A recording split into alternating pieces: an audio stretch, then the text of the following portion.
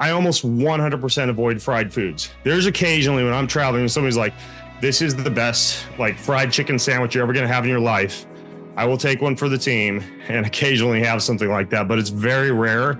Fried foods are one of the worst because the vegetable oil that is heated up can become very oxidized and rancid. And those oxidized compounds can stick around in your body for up to a couple of years. I tell people, if you were to walk up to me at the county fair and offer me like a stick of cotton candy or a corn dog, I'd have a stick of cotton candy 10 times out of 10, because that's just carbohydrate and sugar, and I can walk around and burn it off and, go to the gym later that day or whatever. But the vegetable oil in the corn dog, the friedness in the corn dog will stick around in my body for months and months and is what is used to comprise my cell membranes. I'm not black and white, all or nothing on everything, but fried foods would be like 95% of the time I avoid them if I'm at a restaurant.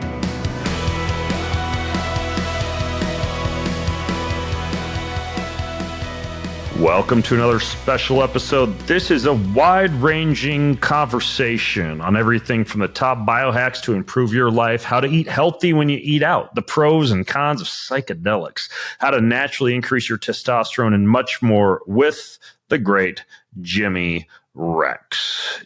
For all the show notes for this show and the episode webpage, you can go to bengreenfieldlife.com/JimmyRex, JIMMYREX, bengreenfieldlife.com/JimmyRex. Now, enjoy the show. Ben, welcome to the podcast, my friend. What's going on, Jimmy? Dude, you're used to having the mic in front of you. That's for sure. I'm guessing. Well, if I fall off this treadmill and knock myself unconscious on the mic boom, then I will have proved you wrong. But yeah, I have this thing stuffed in my face quite a bit. So you are the expert on, optimization, human longevity, all these different things, health. That's one of the reasons, obviously, that I wanted to talk to you, because I run a men's coaching group, and there's so many things with America and today's society and health in general with men. And you're one of the voices that I always look to when I'm trying to figure out what's coming up, what's going on, what's changing in the industry. And even as I'm talking on the podcast, I'm laughing because you're walking on some treadmill. Like, this dude really is like walks the walk in life on health. Yeah. The walking part's interesting. They've actually done studies on this and shown improvements in focus, improvements in what's called brain-derived neurotrophic factor, BDNF, which is kind of like miracle grow for your brain. Improved blood flow, obviously better blood glucose control, so better metabolism, more fat burning. All sorts of things happen if you can kind of like move during your workday, which makes sense from an ancestral standpoint, right? Like sometimes I miss those days in college when I painted all summer or, baled hay or had a very physical existence. And so now I got to kind of like hack my office to mimic that ancestral hunting, gathering type of movement that we would have experienced all the way up to the post-industrial era. So, I have a walking treadmill. I've got clients who will have like, kettlebells on the floor of their office or a pull-up bar in the door of the office. There's like one of those short, high-intensity interval bikes. You can't see it. It's behind that light panel. I guess you could see the handles of it. I have like this Carol bike back behind me that I can hop on and do a quick workout with. So, if I'm like deep in book writing phase, my goal is to be able to just, be locked in my office for 8 hours and walk out and not feel like I need to go hit the gym. Yeah, no, it's brilliant. I start my day with a walk every day at 7 a.m. I have one of the guys I coach, same kind of principle. I tend to think I can get more out of it coaching while I'm walking with them. So we go for a walk as opposed to me just sitting behind a desk teaching them through Zoom or something like that. And I start every day with one of those walks. It's been probably the smartest hack I've come up with in the last couple of years. Yeah, I think it's a little bit of a catch-22 because in our day and age, everybody wants to see your face. Right. And so I'll a lot of times get on a consult to do a coaching call with somebody and they're like, well, I can't see it. And I'm like, well, that's because I've got my phone in my pocket and I'm outside walking in the sunshine while I'm talking to you. And this isn't exactly how I say it. I'm not a total asshole, but I'm like, right. You don't need to see my face to be getting the value out of this conversation. And maybe I'm a little bit old school, right? Because I grew up in the era when, you really did have a phone, connected to the wall and you had a 10-foot long cable and, people couldn't see it on video, like the old Jetsons cartoons when you'd talk on the phone. And now it's almost like expected that people can see you. And so sometimes if you are committed to walking while you're on the phone, doing consults, et cetera, then people have to get used to that. But I'm okay with it. I'm okay I'll literally tell people, I'm like, look, you can go for a walk while we're talking too. Let's both walk and talk. We might not be able to be, planning with our butts in a chair on Zoom, but it works out. And then obviously, like you and I are doing right now, we're on video, but I've got a walking treadmill in the office. So that works out sometimes too, besides the fact that you just can't go outside. Yeah. Well, I think in general, anything that's promoting positive health is so needed right now. I mean, maybe if you could speak about the current state of the country or people in general of where their health is at, give a couple of just stats or figures that kind of show just how unhealthy we are as a society, Ben. I have no clue. I don't have any of those stats memorized. I mean, I can tell you if you go to Walmart or the mall or Barnes and Noble or go on an airplane, or like my sons and I just got back from Indianapolis where we were at a gaming convention, which might, since a lot of these people spend 8 hours a day in their mom's basement playing Dungeons and Dragons, being an accurate representation of society. It's like the amount of obesity and subsequent cardiovascular disease and diabetes, et cetera. It is pretty shocking. Interestingly, I think that despite the controversy behind it, a lot of these GLP-1 drugs have kind of been making a dent in that.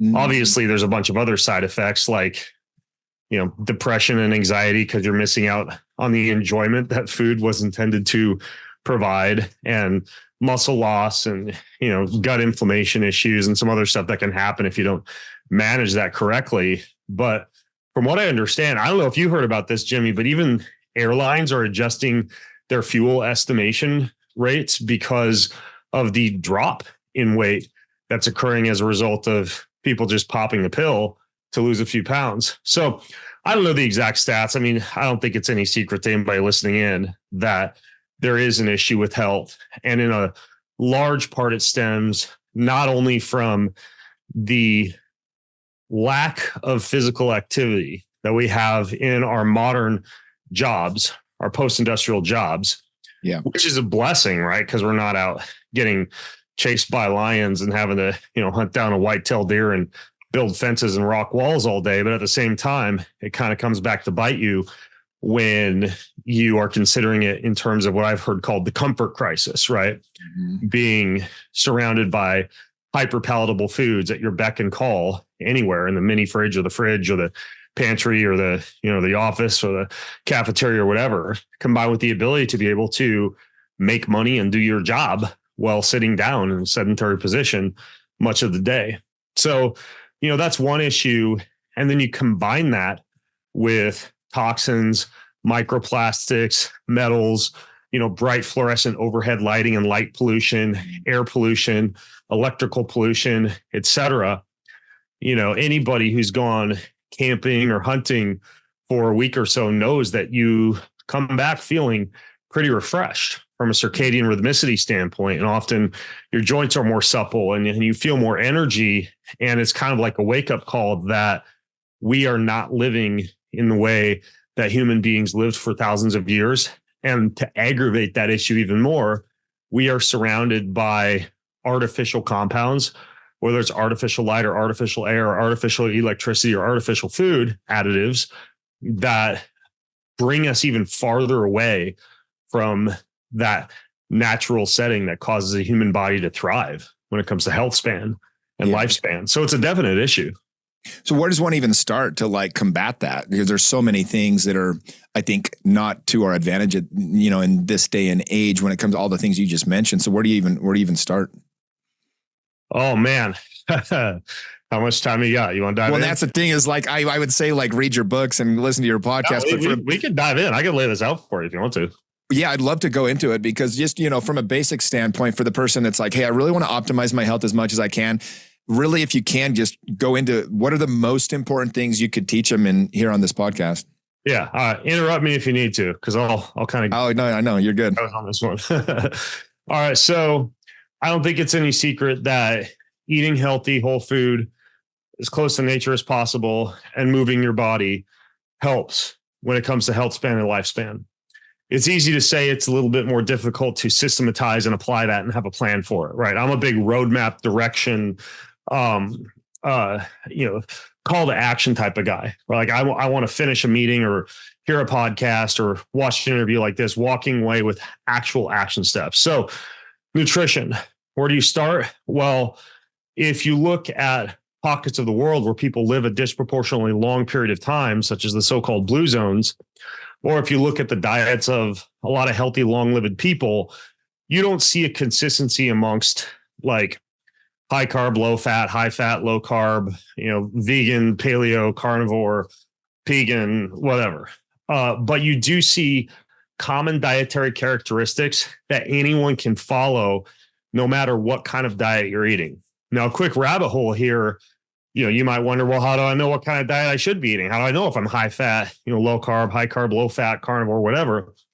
That's where the blessing of living in an era of pretty affordable and accessible self-quantification and blood testing comes in handy, right? Like anybody who I coach, they get a salivary genetic panel, they get a blood panel, they do a stool panel, they do a urinary hormone panel, and a food allergy panel, right? So even all those tests put together, you're still probably all in going to be like $1,500 to $2,000. But that's an investment that if you've tested your body pays dividends, because then right? Like that ketogenic diet that helped your neighbor lose 20 pounds is going to screw you over because you have something like familial hypercholesteremia, or like high cholesterol, or a poorly functioning liver or gallbladder that doesn't allow you to digest fats, or a genetic issue like an apogene that dictates risk of Alzheimer's and dementia in response to a high intake of saturated fats, et cetera. So I think that the question of what diet do I follow is pretty easily solved via self-quantification. And if you're literally unable at all to do any type of self-testing to be able to see what your body is best primed for, then I would say painting with a very broad brush, some semblance of a slightly lower carb Mediterranean diet works really well for a wide variety of people. And I'm not just saying that, that's backed up by epidemiological data, right? Like the Mediterranean diet, not the unlimited breadsticks, giant salad bowls dressed in canola oil Mediterranean diet, but like a diet rich in herbs and spices and colors and omega-3 fatty acids from fish and olives and avocados, relatively low in added vegetable oils and added sugars, works well for a wide variety of people. I mean, you could go to Amazon and get like a low carb Mediterranean diet book or low carb Mediterranean cookbook, or, tooting my own horn. I've got cookbooks out there like Boundless Kitchen or Boundless Cookbook, but that's kind of like where to start if you haven't done any testing and you don't know what type of diet is good for you.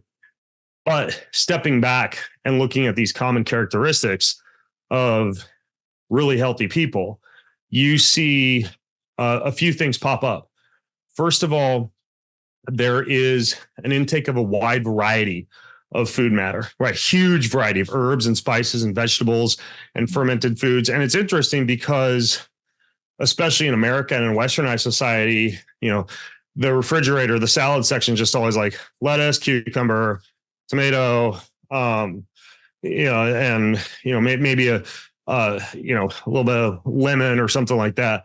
But if you look at the diets of a lot of long-lived people, they're eating a huge variety of foods. That's why I'm a fan of, visiting the farmers market, shopping some of the weird stuff in the produce aisle at the grocery store, even joining what's called a CSA. My wife and I did this for years, where we signed up for a farmer's box from a local farm or collective of farms, and foods would show up at our house like, rutabaga and artichokes and kohlrabi and all that stuff. We had no clue how to cook. We were kind of like forced to expand our palate and learn how to prepare a wide variety of foods. So if your Instacart order or, your Rosar's or Albertsons or Safeway shopping cart, whatever, is the same week in, week out, you need to be introducing variety. And the magic of that is it also increases your microbiome diversity.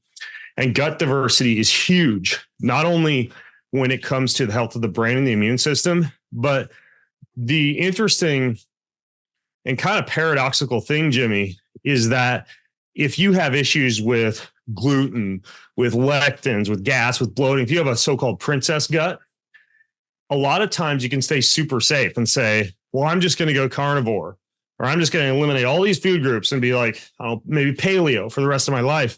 But the problem is the more you limit, the less diverse your microbiome becomes, the more of a princess gut you get.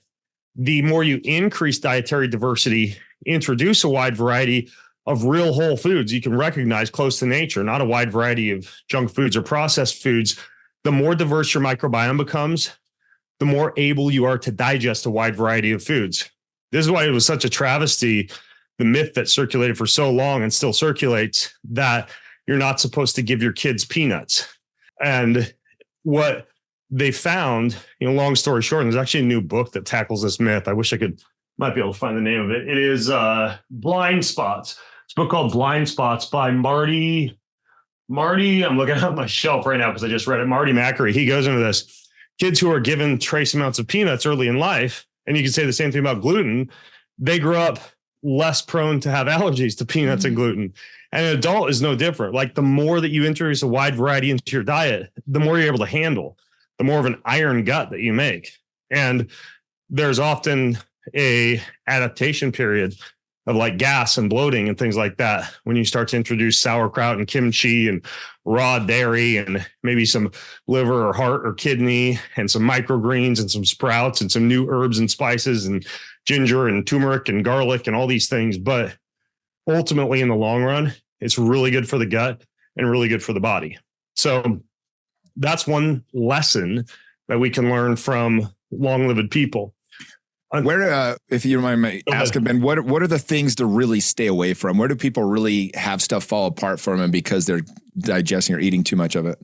I would say the biggest culprits would be dairy that's been processed, like pasteurized and homogenized dairy. So like that's dairy you get in the grocery store, right? Yeah, exactly. Sometimes pasteurization is okay for kind of like cleaning up any risk of bacteria in the milk.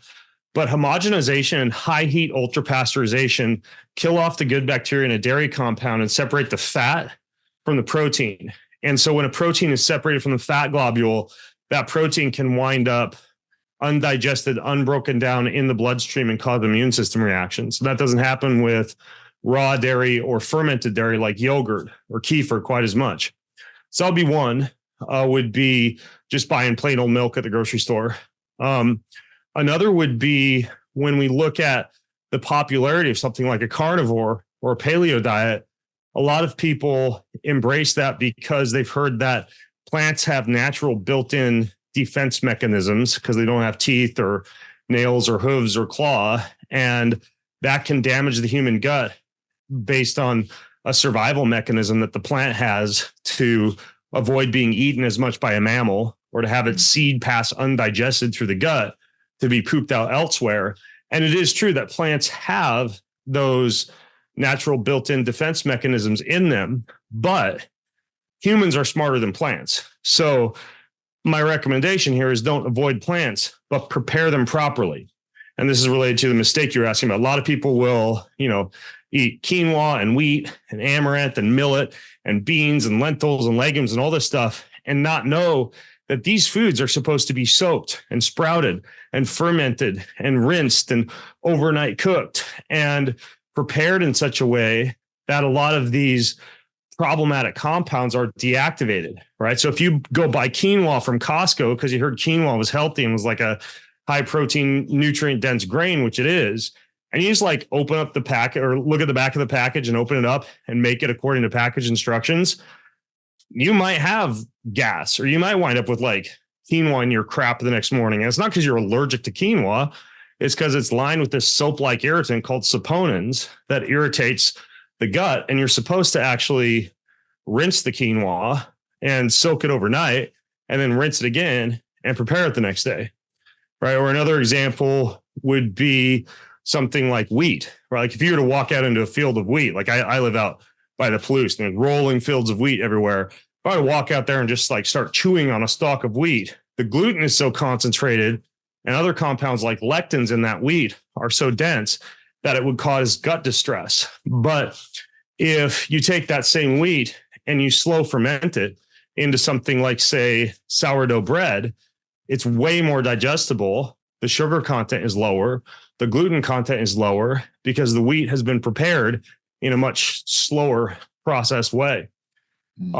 Same thing with just like giant, raw, smoothies full of kale and spinach and mixed greens. Like a lot of these things should be boiled and mashed and pureed and steamed and broken down to render them digestible and to unlock more nutrients. So that would be another one, would just be not understanding how to prepare things like plants properly. So when you learn how to do this, it's super easy. Like if I want to have oatmeal for breakfast, I will take the oats and I'll rinse them, and I'll just put them in a mason glass jar and leave them overnight with a little bit of vinegar in there to break them down. Wake up in the morning, rinse that, and then make my oatmeal. And I can't have oatmeal without having a little bit of digestive distress just straight off the shelf. But if I soak it overnight, like overnight oats, I digest it just fine. And yeah, it takes a little bit more planning ahead for your meals, marinating and soaking and sprouting and fermenting and doing all this stuff. But it's kind of cool because you develop a more intimate relationship with your food, and you also wind up unlocking a whole new variety of foods that you can eat. Well, what about when you're eating out? I think a lot of people, they're on the road, they have a lot of business lunches or, dinners, or they're on the road for different things. What's the best way to make sure you're eating as healthy as possible when you're out? Yeah, it's a great question. So first of all, let's look at this in like chronological order of when you arrive to the restaurant. First thing is drinks, right? So I don't avoid alcohol, but I choose my alcohol carefully. Like if it's a cocktail, for example, you can do bitters with lemon and soda water and a splash of whatever spirit that you want. And what's cool about that, about having something that's more bitters forward than sugar forward, is that it also assists with the digestion of the meal that you have afterwards and lowers the glycemic index or the blood glucose raising potential of that meal. This is why things like, digestifs or something you might often see in the menu in like a European restaurant, is there are certain alcohols that are very bitter that can actually help you to digest food. So I'll usually go with a very bitters forward cocktail, or in a pinch if I'm not drinking, just like lemon, soda water, and bitters. And bitters themselves have a small amounts of alcohol in them, but that can kind of give you a cocktail-esque feel without drinking a lot of alcohol. Or let's say for wine, in the US, they're allowed to use over 70 different pesticides and herbicides on wine. So unless it's certified organic, and even then there's still a higher sugar content, ordering a US based like big California cab isn't as good an idea as ordering from a country or a wine produced in a country that uses a lot more old world biodynamic farming methods with lower amounts of water and irrigation, which results in a higher antioxidant grape with lower sugar content. But they also use far less herbicides and pesticides in the growing process for the grapes. So the three countries that I look at that are usually pretty safe are France, Italy, and New Zealand. So if I'm going to order wine, usually it's France, Italy, or New Zealand.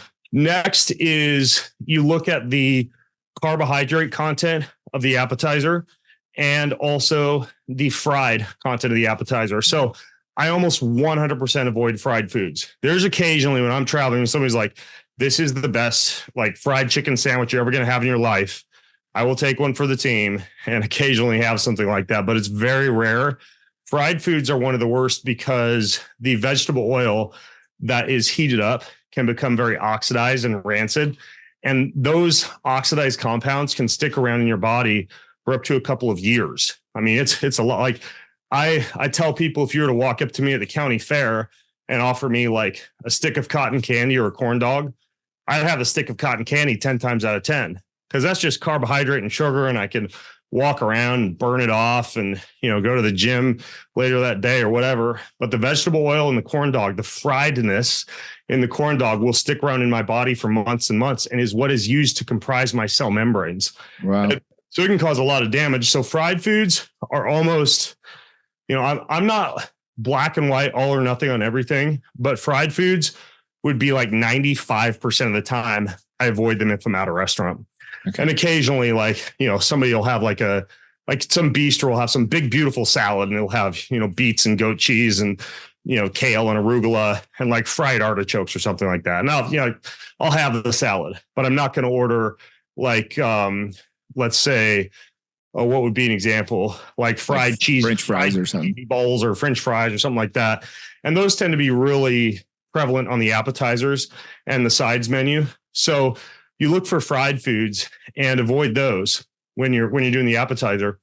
And then the next thing you look for is the high carb, high sugar ones, like big potato based appetizers or bread based appetizers, like the why am I blanking on the one that is commonly you see it at fancy restaurants, right? Like the toasted stuff with the toppings on top. Oh, I know you're talking about. Yeah. Starts with a B. Yeah. But like toasted bread and crackers and stuff like that. You get it on a charcuterie board almost. Like. Yeah, exactly. The bread board that comes out or the bread basket that comes out. Yeah. I tend to avoid that stuff most of the time. And I'll go for the more vegetable or salad forward appetizers, or more of like the meatball, beef tartare, carpaccio type of appetizers. So more protein and vegetable forward on the appetizers. And then when you look at the entrees, typically the main things I look for again are I'll avoid anything that says fried and go for baked, grilled, steamed instead. The dressings and the sauces tend to be very high in the vegetable oils also. So I'll typically look at the dressing or sauce, if it's like a vinaigrette or a wine glaze or something like that, those are safer. But if you look for words like, creamy or the word dressing or, certain oils, and you just want to be careful with the dressings and the sauces. And if I don't know, I'll often order the dressing or sauce on the side and then just use a lot less of it than what the restaurant would normally just like dump all over my food. So use a little bit of caution with the dressings and the sauces. And then as far as the protein goes, usually I just think about, okay, what did what I'm eating eat? Because similar to the vegetable oils, you are what you ate, right? Mm-hmm. And so if it's, let's say pork, like pork concentrates a huge amount of toxins in the fats in the pork. So if I don't see that the pork is like pastured pork, I'm pretty careful with ordering, like the bone-in pork chop. For the beef, I'll look for grass-fed, grass-finished. For the fish, I'll look for something that's either sourced from clean waters or that isn't higher up in the food chain, right? So like higher up in the food chain would be something like tuna or sea bass, right? Versus a safer choice would be something like, salmon or sardines or mackerel or anchovies or herring or something like that, or trout. And then the last thing I'll look for in the entree are the sides. And those are pretty easy to sub, right? Like if I see it's a huge side of mashed potatoes, which means starch, oils, more of the commercial dairy that I talked about. And then I look at another entree and it's got like, grilled local vegetables and mushrooms. I'll just say, hey, could I do I'll do the trout, but instead of the mashed potatoes, I'll take the mushrooms and the vegetables that you guys are serving with the steak and then the sauce on the side, right? So, as you navigate the menu, you're looking for the source of the protein, how much fried stuff is in it, how much sauces and dressings, and then like the real, especially if you're trying to lose weight, the real starchy sides that could be subbed. As far as dessert goes, I'm honestly not a big dessert guy. I'll usually skip dessert at restaurants, but at home, I've always got like some banging good yogurt, like a really good coconut yogurt that I love, or like Greek yogurt that's full fat, or my wife and I even make our own yogurt, which is not hard to do. I've always got like a few bars of dark chocolate and some frozen blueberries, right? So I'll get home from the restaurant, I'll do like cup of yogurt, dark chocolate, blueberries. And as long as I know when I'm at the restaurant, I got something real healthy that I can have for dessert at home, I'll just usually skip out on dessert, and it's not difficult to do. And a lot of times you'll find when I'm out with friends, a lot of them are like ready after the restaurant to head home anyways. Nobody really wants to stick around for dessert, but it comes out and everybody assumes everybody else wants dessert. And then, and then we order dessert and it's extra 20 minutes and you divvy up all the spoons. Everybody pretends like, they're loving it when in fact they're like, man, I'm going to have to stay at the gym for an extra 20 minutes tomorrow after this. So most of the time you just announce, you can just be like, hey, I'm really not feeling dessert. Anybody with me? And most of the time people are like, yeah, we don't need dessert. So thanks for covering that, because that's, for me, I'm on the go a lot, and it's a nice, healthy reminder of kind of how to do that in a healthy way. Cause I don't think it's so much about where you eat always as it is how you eat. And I think it makes a huge difference. So I want to kind of give a couple just different topics to have you kind of give a quick little just your take on it. There's so many, by the way, guys, if you're listening to this, Ben has his own podcast. Go listen to it. It's every episode. I used to go get body work done a lot. And the guy that I would go to every single day without fail had your podcast on. That's where I first heard of you. I did watch you on Rogan once or twice, and I always thought you were kind of funny and interesting. You're willing to try about anything back then, I think, especially. But that podcast is where I really started to learn just how in-depth all this health stuff was. Maybe right now, if you could share a couple of your favorite current biohacks, and then I want to get your take on psychedelics as well. I think it's a very popular topic right now. I know you've changed your mind or kind of done some different things with psychedelics. I'd love to maybe start there. Yeah. And I guess maybe when I talk with you about biohacks, I'll cover some of the stuff that I made an attempt at answering your first question, but we kind of got rabbit holed on the nutrition stuff. But it's going to basically be, you asked about, the major stuff to tackle. It's basically exercising consistently every day. Some of the nutrition tactics that I went into, and I unpacked those a lot more in my cookbooks. So you guys can check those out. And then it's basically electricity, light, and air, like those, and water I'd throw in there too, but like paying attention to like your electrical environment, your air environment, your light environment, and the type of water you drink. Those are like 4 things that a lot of guys don't think about, but that add up pretty quick. So maybe my favorite biohacks would relate to that. Right. So I am a huge fan of basically keeping as much in the house hardwired as possible. As a matter of fact, like even my phone, right? Like this is an Ethernet cable. So I have it plugged into the router. The Wi-Fi is off in my whole house and everything's hardwired. Like I just have Ethernet cables everywhere. And this is an Ethernet cable attached to, so I have an iPhone 15 and it's just attached to an adapter with a USB-C, right? So even when I'm in my office all day and I'm on calls and stuff, I'm hardwired instead of having my phone bouncing around a signal all the time. As much in the house that can be a stupid appliance with Wi-Fi disabled is a stupid appliance. I've even had, and you can look up the field of building biology, but I've actually had this building biologist. I went through this company called Shielded Healing. And the guy came to my home and walked through it with like 5 different meters, measuring a bunch of different, appliances and electrical outlets in the home. And once we implemented his recommendations, right? So unplug this, switch this out, put a dirty electricity filter in this room, install a converter for the solar panel, be careful with this in your bedroom and move it to a different room, etc. My sleep got better. My energy got better, especially in my office because everything's hardwired now. Huge game changer. So that would be one, I guess you could call it a hack that makes a big difference. You just have to get used to asking yourself in just about every electrical scenario, could I hardwire this? And if I can't, does Wi-Fi and Bluetooth have to be on, or is there anything that I can disable to make this healthier? So that's one.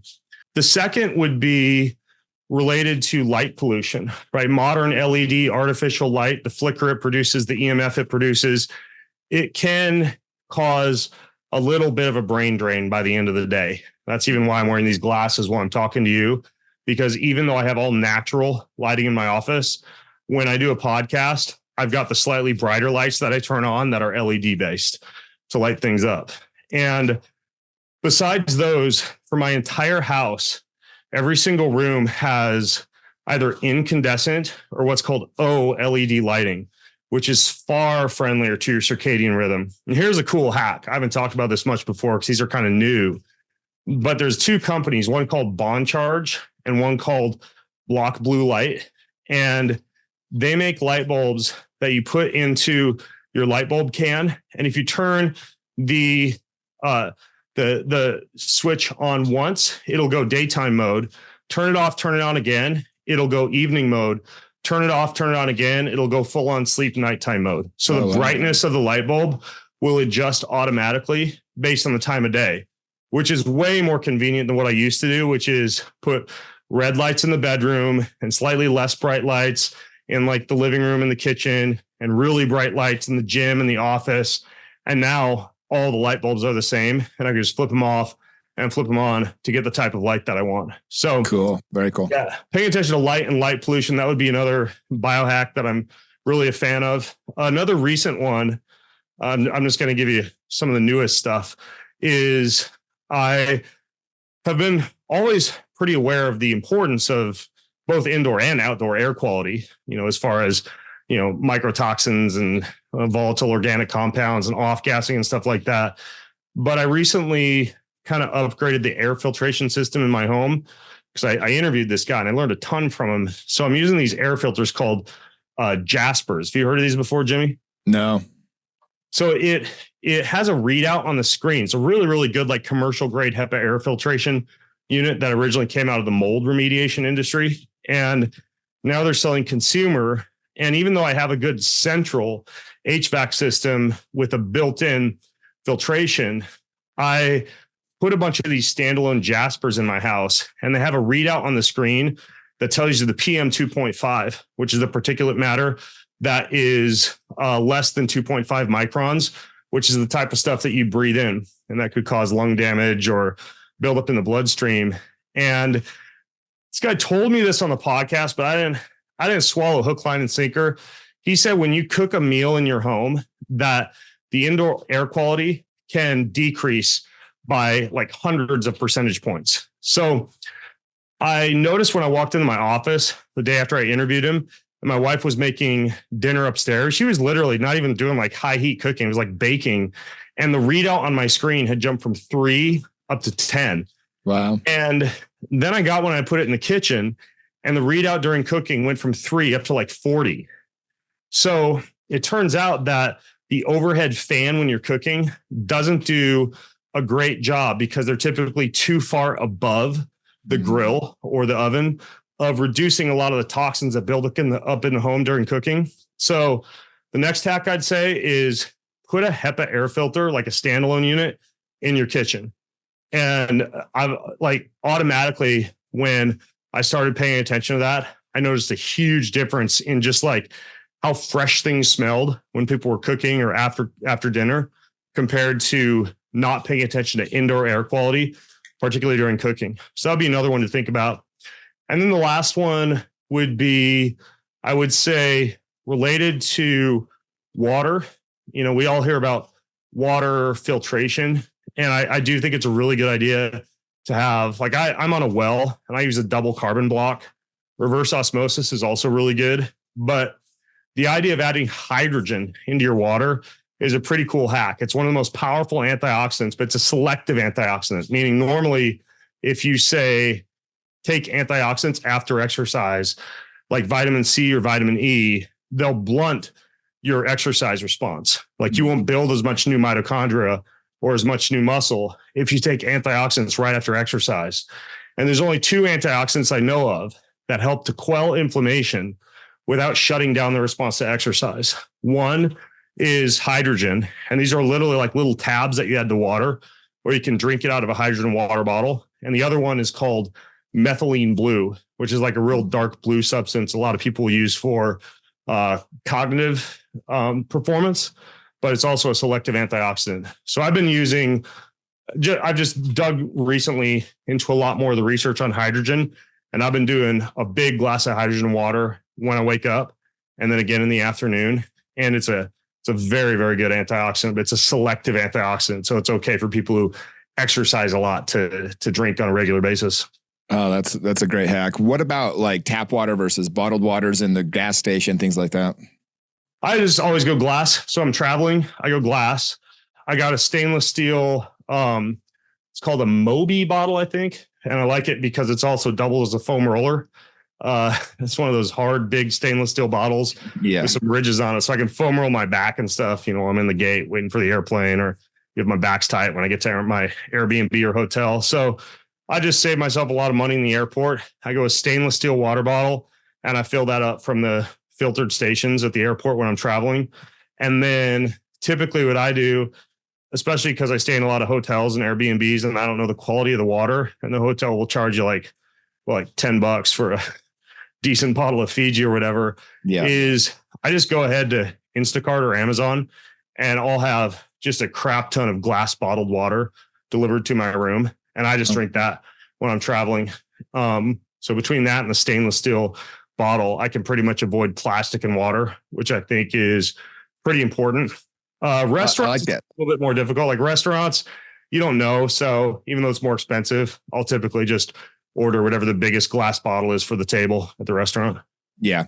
So I want to touch base on two other things here, and appreciate this, man. It's such a great overview, and hopefully, my audience listening this will entice them to want to just really start looking into their health even more. But one thing I want to ask you about is your opinion on psychedelics. I know it's changed a couple of times, so maybe start there. And the last thing I want to ask you before you got to go is I want to ask about how to boost your testosterone naturally, and maybe your opinion on TRT. Oh, well, I could answer both those questions at once because, taking mega doses of psilocybin boosts testosterone and checks off the psychedelics box. So we're good to go.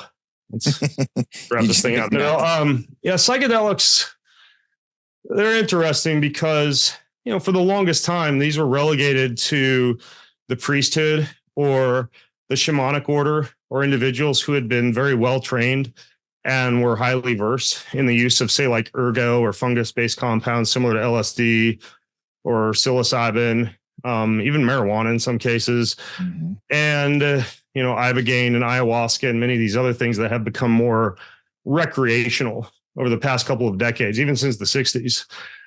And the reason that they were so gated for so long is they're very powerful, right? Like, I realize that a lot of people are probably aware of the research behind the power of these compounds for things like, end of life therapy or solving PTSD or things like that.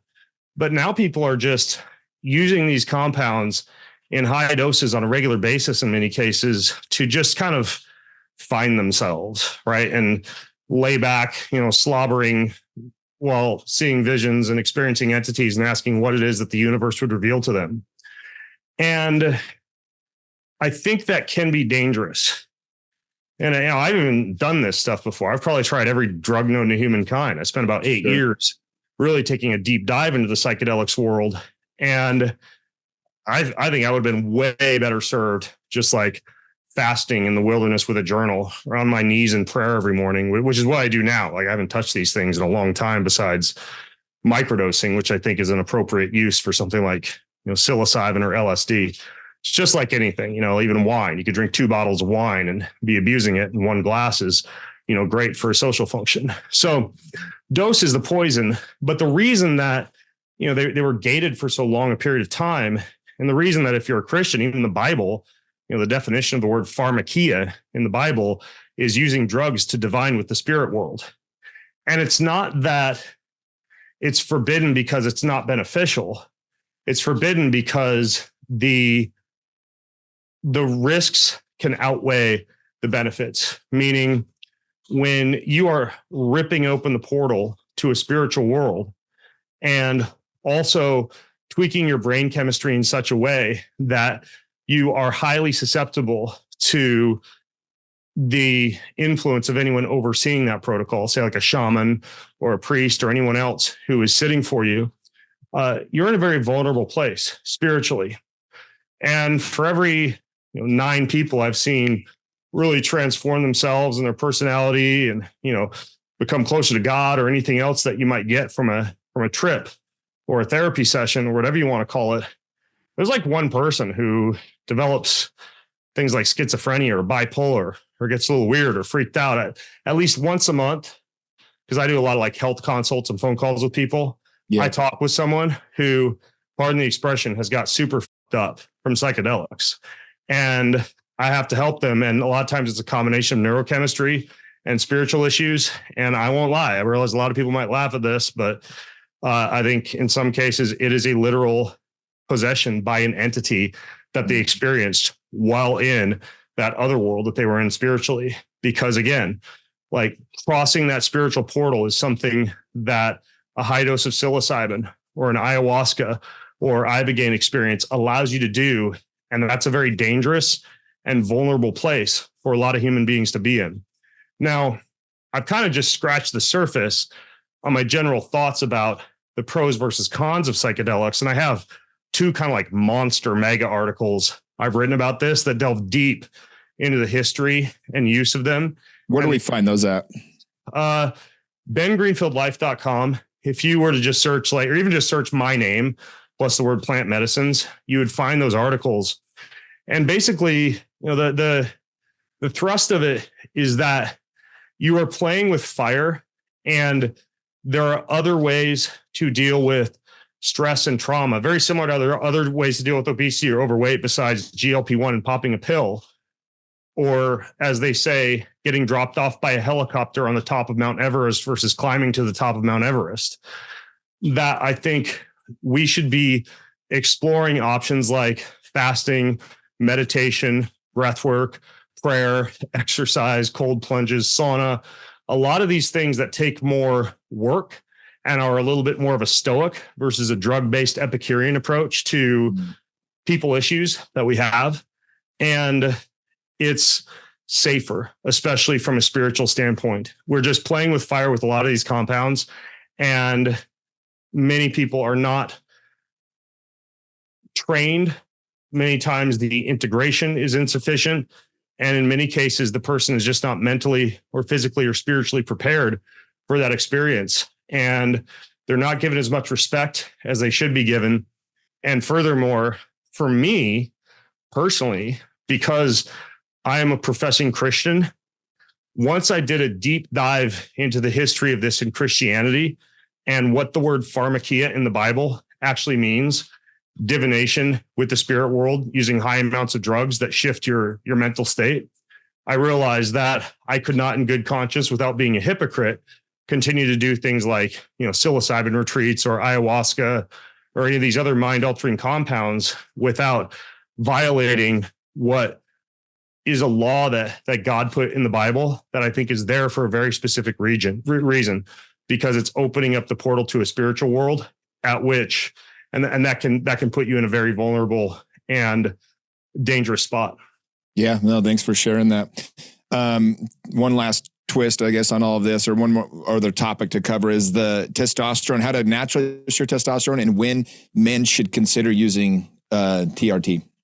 Oh, excuse me. That's a much easier question to answer, Jimmy. The other one's like, well, gosh, I wish I had like 2 hours to really. I know. And that's like, we could do a whole podcast on psychedelics. And, I don't know if you have anybody that you do recommend that does all those kind of things. But I mean, honestly, if you were to read those articles and follow all the videos and audios and resources I have in those articles, you would. And I even have a book called Fit Soul and another one called Endure, where I delve into a lot of this stuff also. They're two of my more spiritually oriented books. So cool.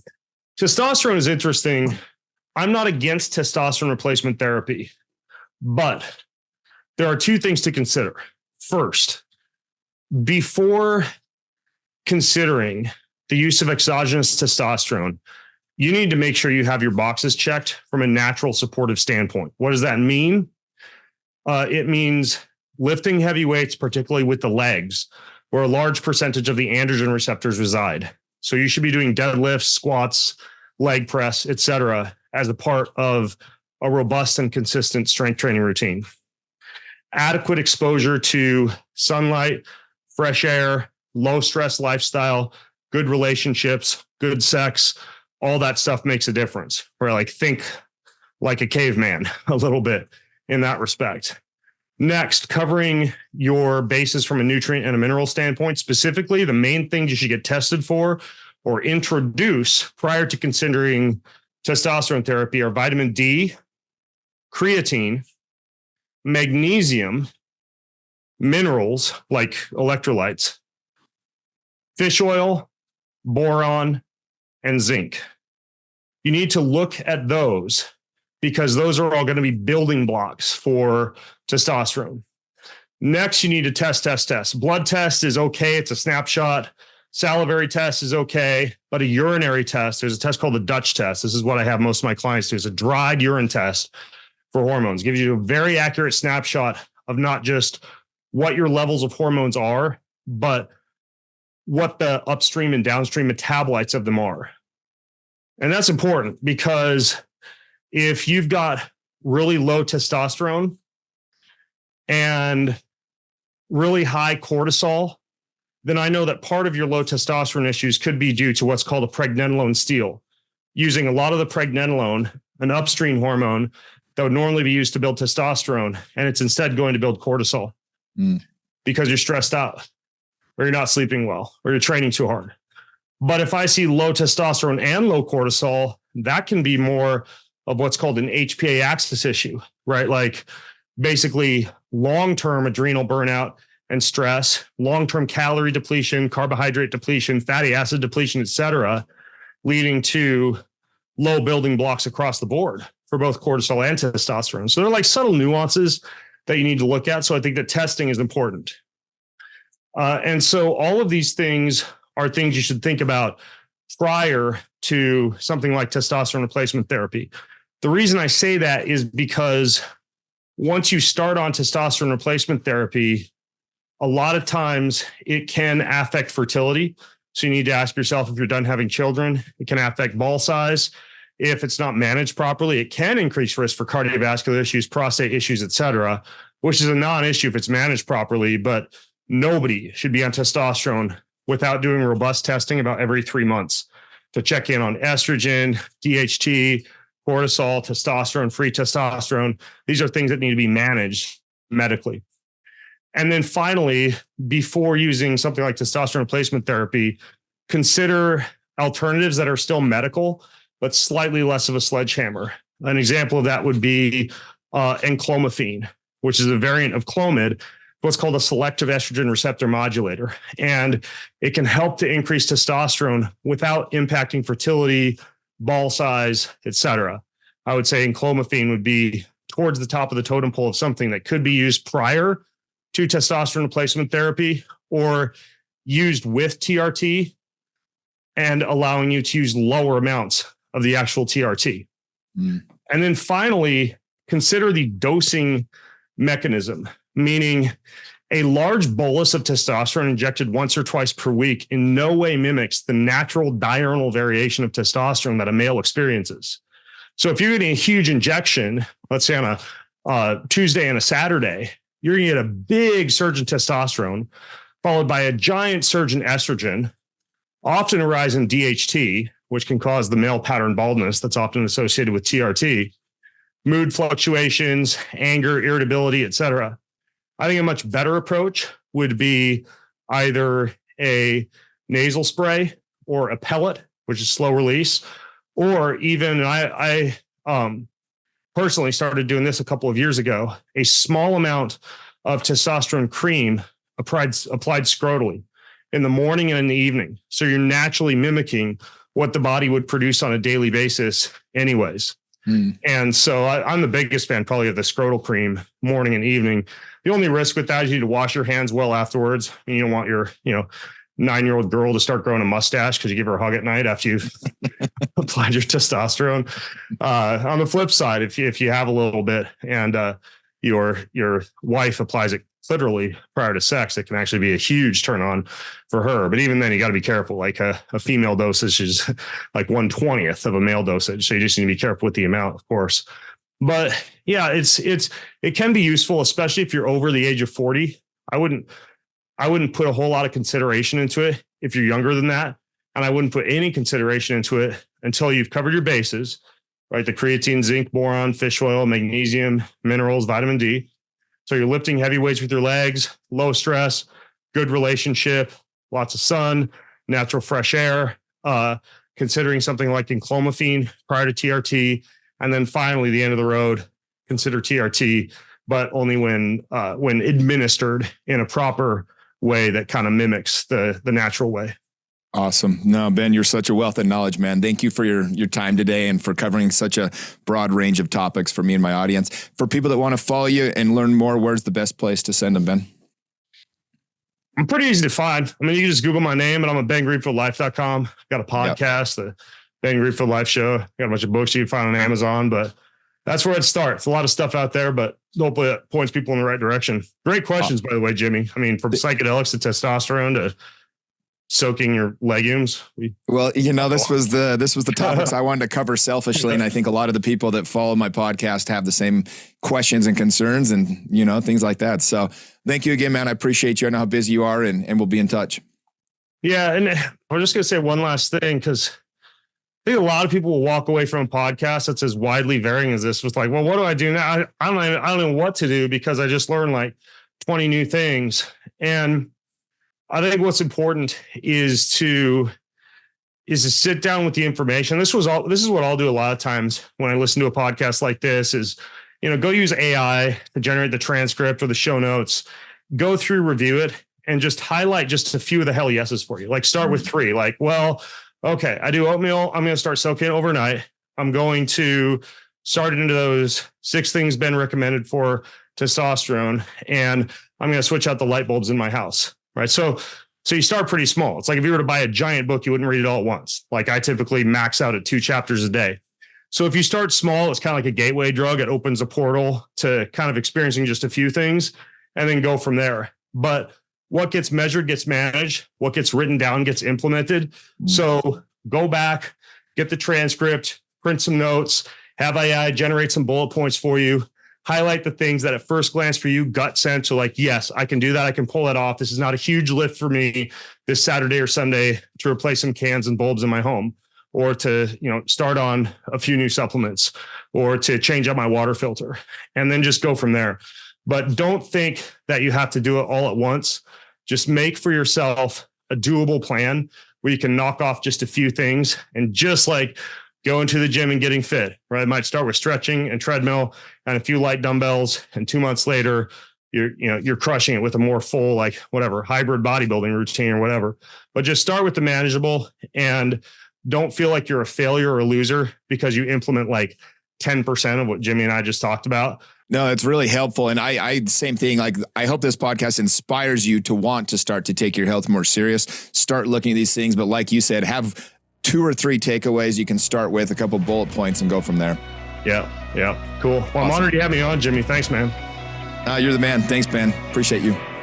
Do you want free access to comprehensive show notes, my weekly roundup newsletter, cutting edge research and articles, top recommendations from me for everything that you need to hack your life, and a whole lot more? Check out bengreenfieldlife.com. It's all there. bengreenfieldlife.com. See you over there. Most of you who listen don't subscribe, like, or rate this show. If you're one of those people who do, then huge thank you. But here's why it's important to subscribe, like, and or rate this show. If you do that, that means we get more eyeballs, we get higher rankings, and the bigger the Ben Greenfield Life show gets, the bigger and better the guests get, and the better the content I'm able to deliver to you. So hit subscribe, leave a ranking, leave a review if you got a little extra time. It means way more than you might think. Thank you so much.